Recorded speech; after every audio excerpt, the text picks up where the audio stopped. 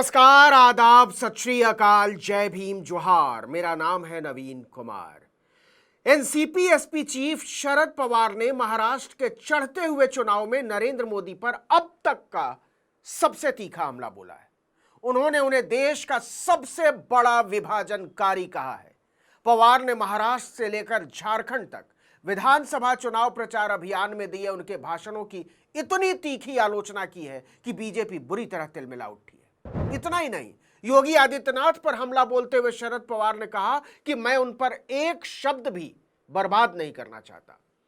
और सुनिए, मराठा राजनीति के सबसे बुजुर्ग क्षत्रप ने कहा कि जिन्होंने 2.5 साल पहले उनके भतीजे अजीत पवार का साथ दिया, वो सारे के सारे लोग देशद्रोही हैं। सवाल पूछा जा रहा है कि क्या शरद पवार का यह हमला भी प्रधानमंत्री नरेंद्र मोदी या बीजेपी या उनके नेताओं की तरफ है? और अगर है तो भाजपा और मोदी इसे कैसे लेंगे? कैसे भी लेंगे। लेकिन एक बात तय है कि महाराष्ट्र के बचे हुए चुनाव अभियान में वार पलटवार और तेज होने वाला है। और अब इस युद्ध में महाअघाड़ी की तरफ से कमान खुद शरद पवार ने संभाल ली है। भाजपा या मोदी को इसकी उम्मीद हरगिज नहीं रही होगी कि खुद शरद पवार आगे बढ़कर उसके खिलाफ मोर्चा खोलेंगे। आपको पता ही है कि प्रधानमंत्री नरेंद्र मोदी लगातार विपक्ष पर जाति के आधार पर समाज को बांटने का आरोप लगा रहे हैं और अपील कर रहे हैं कि महाअघाड़ी को महाराष्ट्र की सत्ता से बाहर रखने के लिए भाजपा, शिंदे शिवसेना और अजीत पवार एनसीपी के पक्ष में एकजुट होकर मतदान कीजिए। इसके बारे में कुछ पूछे जाने पर शरद पवार ने ऐसा पलटवार किया कि भाजपा चकरघिन्नी की तरह नाच गई। उन्होंने कहा वो देश के प्रधानमंत्री हैं, वो कुछ बातें कह रहे हैं और यह बेहद आपत्तिजनक है। शरद पवार ने कहा हमारे सहयोगियों के बारे में वो जो कहते हैं वो बहुत अनुचित है। प्रधानमंत्री खुद समाज को बांट रहे हैं। आप पिछले कुछ दिनों में उनके भाषणों और अपने राजनीतिक हित के लिए उठाए गए उनके मुद्दों को देख लीजिए। आप इससे नजरें नहीं फेर सकते। सबको पता है कि पीएम मोदी ने कई मौकों पर वरिष्ठ नेता शरद पवार की तारीफ की है। एक बार तो उन्होंने यहां तक कह दिया था कि उन्होंने पवार साहब की अंगुली पकड़कर राजनीति सीखी है। लेकिन महाराष्ट्र चुनाव प्रचार के दौरान मोदी लगातार शरद पवार के नेतृत्व वाले महाविकास अघाड़ी पर काफी हमलावर रुख अपनाए हुए हैं। शरद पवार ने अभी तक इसे लेकर चुप्पी साधी हुई थी, लेकिन पवार ने अब प्रधानमंत्री को लेकर अपनी चुप्पी तोड़ दी है। NCP SP chief Sharad Pawar ने सीधे सीधे प्रधानमंत्री नरेंद्र मोदी पर समाज को बांटने का आरोप लगा दिया। पवार ने महाराष्ट्र से लेकर झारखंड तक विधानसभा चुनाव प्रचार अभियान में दिए गए मोदी के भाषणों और बयानों की आलोचना की। इसके बाद पवार से योगी के बटेंगे तो कटेंगे वाले बयान पर मचे घमासान पर भी सवाल पूछा गया। आपको हमने अपने एक वीडियो में बताया भी था कि योगी के बयान को लेकर खुद भाजपा और महायुति के भीतर घमासान छिड़ा हुआ है।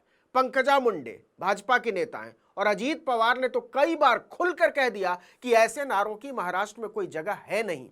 पंकजा मुंडे ने यहां तक कहा कि एक ही पार्टी में होने के बावजूद योगी आदित्यनाथ के नारे का किसी भी तरह से समर्थन नहीं किया जा सकता। शरद पवार ने इस पर कहा कि आदित्यनाथ जाने ही जाते हैं इस तरह के सांप्रदायिक बयानों के लिए।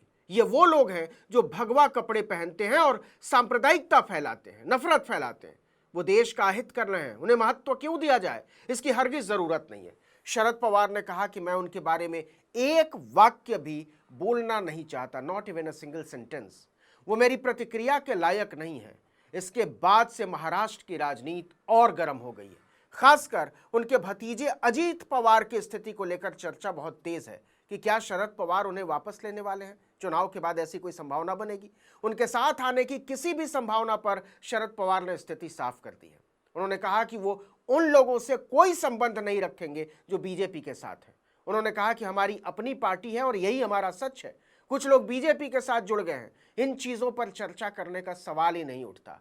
आपको याद दिला दें कि अजीत पवार ने 2023 में अपने चाचा की पीठ में खंजर भोंकते हुए एनसीपी के विधायकों के एक बड़े समूह को लेकर भाजपा से जा मिले थे। इसके साथ ही शरद पवार ने उन नेताओं की भी आलोचना की जिन्होंने तब उनके भतीजे का साथ दिया। उनमें से कई अब सत्तारूढ़ गठबंधन के हिस्से के रूप में चुनाव लड़ रहे हैं। पवार ने कहा वो देशद्रोही हैं। तो मोदी को देश बांटने वाला और डबल इंजन की सरकार के एक डिप्टी सीएम के साथियों को देशद्रोही, ये एक ऐसा हमला है जिसने बीजेपी को बिलबिला दिया है।